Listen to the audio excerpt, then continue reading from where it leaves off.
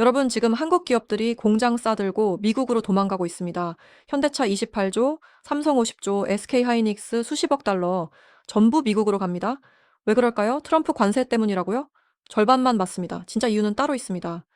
이재명 정부의 친중 행보가 미국을 자극했고 한국은 이제 미국 눈밖에 난 나라가 됐습니다. 게다가 달러는 고갈되고 기업들은 이미 탈출 준비 끝났습니다. 지금부터 팩트만 말씀드리겠습니다. 먼저 이재명 정부 출범 이후 외교 행보부터 보시죠. 2025년 6월 취임한 이재명 대통령 첫 순방지는 일본이었습니다. 그런데 문제는 그 다음입니다. 중국 국빈 방문을 했어요. 미국과 중국 사이에서 줄타기 외교를 하겠다는 건데 미국 입장에서는 어떻게 보일까요? 트럼프는 지금 중국 때리기에 올인하고 있습니다. 관세 폭탄 떨어뜨리고 공급망에서 중국 빼내고 동맹국들한테 중국이랑 손잡지 말라 압박하는 상황이에요. 그런데 한국은 중국 국빈 방문하면서 우리는 실용외교합니다. 이러니까 미국이 곱게 볼 리가 없죠. 여기서 핵심 팩트 하나 드립니다. 한미 자유무역협정 맺은 나라인데도 트럼프가 관세 때렸습니다. 자동차는 25%에서 15%로 낮춰줬다고 하는데 원래 FTA 국가는 관세 거의 없어야 정상 아닙니까? 실효 관세율이 0.2%에서 12.3%로 무려 50배 올랐어요. 이게 단순히 무역수지 불균형 때문일까요? 아닙니다. 정치적 신호입니다. 뭐 너네 중국 편 들 거면 우리도 생각 있다. 이런 메시지예요. 일본 보세요. 일본도 관세 먹었지만 한국이랑은 차원이 다릅니다. 일본은 미일 동맹 강화하고 중국 견제에 적극 동참하고 미국 편에 확실히 섰어요. 반면 한국은 어정쩡한 줄타기 외교하니까 결국 양쪽에서 다 손해보는 겁니다. 자, 그럼 기업들은 어떻게 대응하고 있을까요? 간단합니다. 미국으로 도망갑니다. 관세 막기 전에 미국 땅에서 만들어서 미국에서 팔면 관세가 없잖아요. 천재적이죠? 아니, 생존 본능입니다. 현대차 그룹 2028년까지 미국에 210억 달러, 우리 돈 28조 원 투자합니다. 조지아주 공장 확장, 루이지애나주 제철소, AI, 로보틱스 전부 미국에서 합니다. 삼성전자는 더 압니다. 370억 달러, 약 50조 원 미국에 쏟아붓습니다. SK하이닉스도 인디아애나주에 AI 메모리 공장 짓는다고 발표했어요. 이게 뭘 의미합니까? 생산, 투자, 고용, 기술 전부 미국으로 간다는 겁니다. 한국에 남는 건 뭡니까? 본사 간판이랑 세금 내는 명목상 회사만 남는 거예요. 그런데 여기서 끝이 아닙니다. 더 심각한 게 있습니다. 달러 고갈 문제입니다. 2025년 12월 한국 외환 보유액 28년 만에 최대 폭으로 감소했습니다. 1997년 IMF 외환 위기 이후 처음이에요. 26억 달러 빠졌습니다. 12월은 원래 달러가 들어오는 시기인데 오히려 빠져나간 거예요. 왜 그럴까요? 그 정부가 환율 잡으려고 외환 보유액 다 쏟아부었기 때문입니다. 원화 가치 폭락하니까 국민연금 끌어다가 환율 방어했어요. 그런데 이게 근본적 해결책입니까? 아닙니다. 진통제일 뿐입니다. 환율은 한 나라 경제의 성적표입니다. 성적표 고친다고 실력이 느는 게 아니잖아요. 현재 원달러 환율 1,450원대입니다. 전문가들은 2026년 내내 1,400원대가 뉴노멀이 될 거라고 합니다. 심하면 1,500원도 터치할 수 있대요. 왜 이렇게 됐습니까?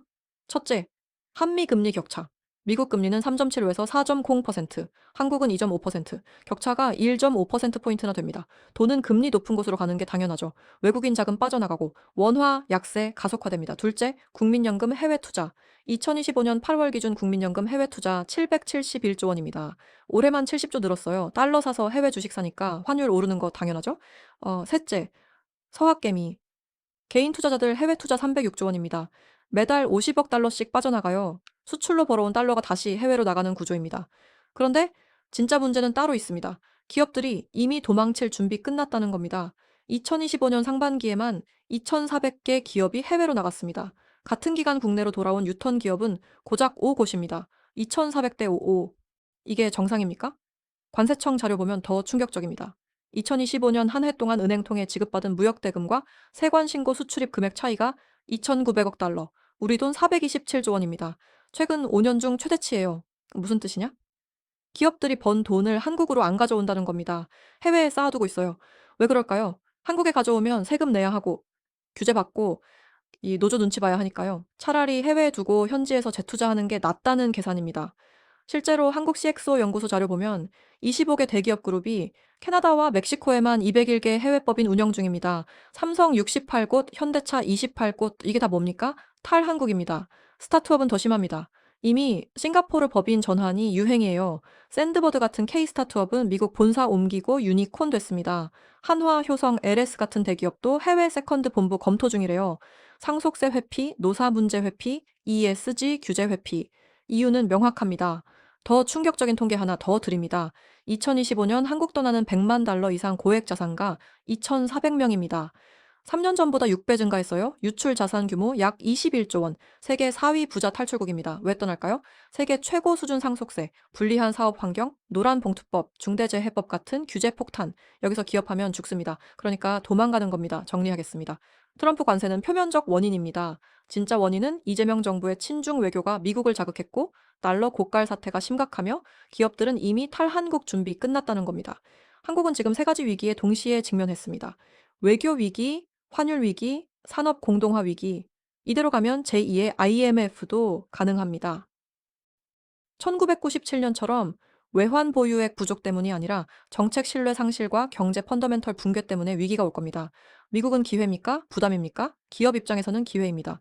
미국 가서 돈 벌면 되니까요. 하지만 한국 입장에서는 재앙입니다. 생산 기반 사라지고 일자리 사라지고 세수 감소하고 기술까지 유출됩니다. 여러분은 어떻게 생각하십니까?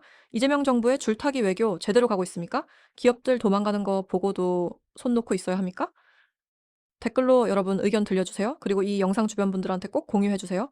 이건 우리 경제, 우리 일자리, 우리 미래가 걸린 문제입니다. 화면 두 번 톡톡 눌러주시고 구독 안 하신 분들 구독 꼭 부탁드립니다. 다음 영상에서 또 만나겠습니다.